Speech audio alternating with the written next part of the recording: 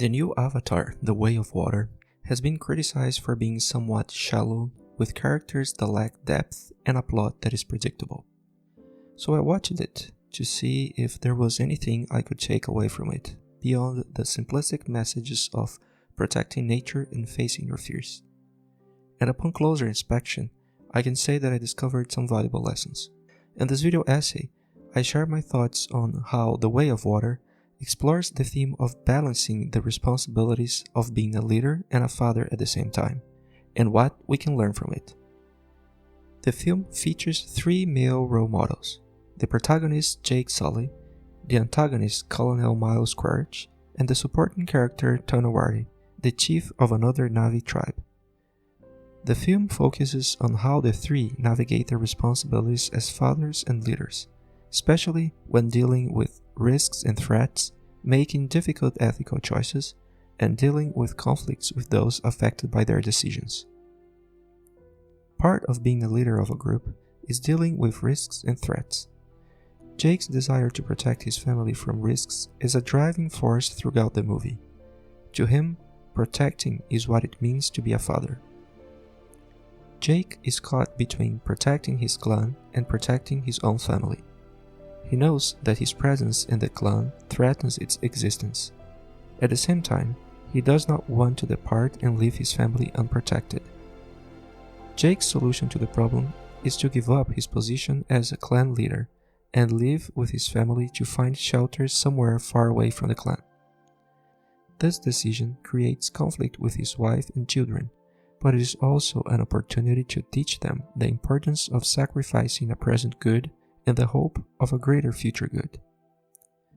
Now, Jake must find shelter for himself and his family.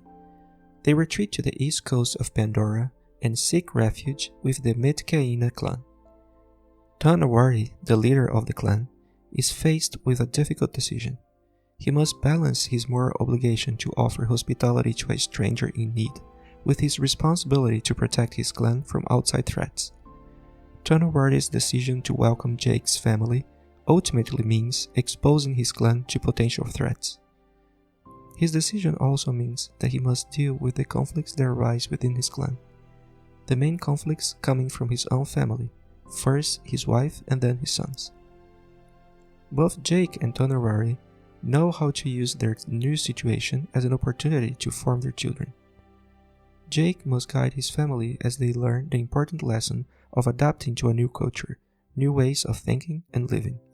Above all, this requires humility, a difficult lesson for Jake's sons, who are no longer the sons of the clan leader. Later, as a result of Tonowari's decision, his clan is attacked, houses are burned, and people are hurt. At this point, Tonowari is faced with a difficult choice. Should he send Jake's family away from his clan or risk putting his people in danger?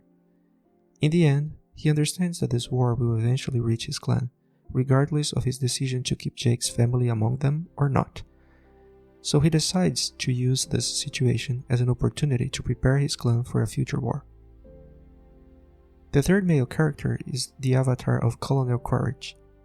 The most striking difference between Quaritch and Jake and Tonowari is his complete lack of any sense of connection or belonging to anything greater than himself. The team he leads is just a unit used to achieve a goal. There is no other transcendent meaning that binds them together. He has no responsibility for the well-being of his team. His actions are not governed by any moral code. He can focus 100% on the goal. The only point of conflict is that his son is alive and has grown up among the inhabitants of Pandora. When his son is captured by his team, he has the opportunity to connect with him. Instead, he uses him as a pawn in his schemes, shows little concern for his well-being, and doesn't seem to have any emotional attachment to him. In fact, one of the problems with the movie is that Quaritch is too much of a one-dimensional character.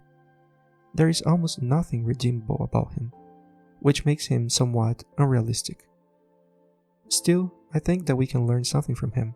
I think we can see in him a certain idealistic view of leadership, one that sees effectiveness and goal achievement as the only thing that matters.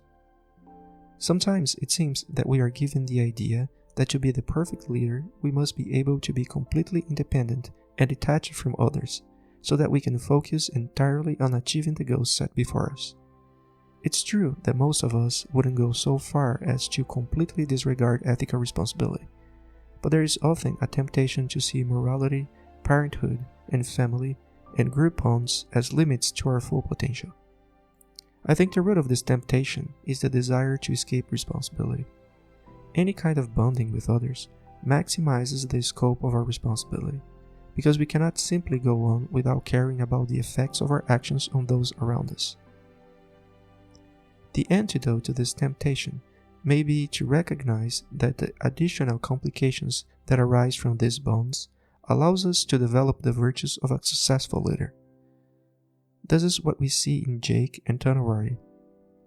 Accepting their responsibilities as leaders and balancing them with their responsibilities as fathers allows them to exercise their ability to make sacrifices, adapt to unexpected changes, learn new skills, deal with conflict, and take risks while training others around them to do the same.